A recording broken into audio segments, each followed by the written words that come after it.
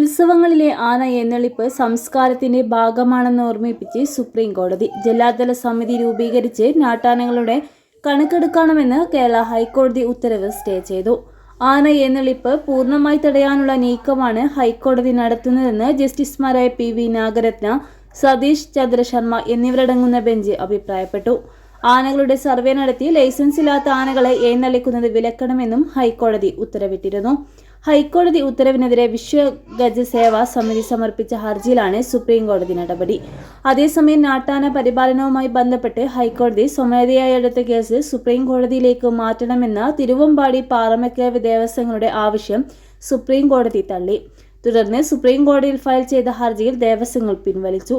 വിശ്വ ഗജ സേവാ സമിതിക്ക് വേണ്ടി ഹാജരായ സീനിയർ അഭിഭാഷകൻ വികാസ് സിംഗ് ഹൈക്കോടതി ഡിവിഷൻ ബെഞ്ചിന്റെ നടപടികൾ പൂർണ്ണമായി സ്റ്റേ ചെയ്യണമെന്ന് ആവശ്യപ്പെട്ടെങ്കിലും സുപ്രീം കോടതി അംഗീകരിച്ചില്ല. 2 ജഡ്ജിമാരും നേരത്തെ മൃഗസ്നേഹികൾക്കു വേണ്ടി ഹാജരായ അഭിഭാഷകരായതിനാൽ കേസ് റദ്ദാക്കണമെന്നും കേരളത്തിലെ നാട്ടാനകളുടെ കണക്കെടുപ്പിന് ഹൈക്കോടതി ഉത്തരവിട്ടത് ആന എഴുന്നള്ളിപ്പ് തടയാനാണെന്നും സിംഗ് വാദിച്ചു.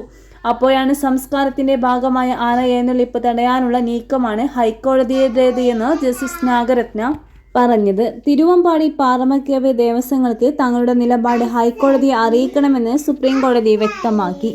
അല്ലെങ്കിൽ സുപ്രീം കോടതിയുടെ പരിഗണനയിൽ നിലവിലുള്ള ഹർജിയിൽ കക്ഷി ചേരാം.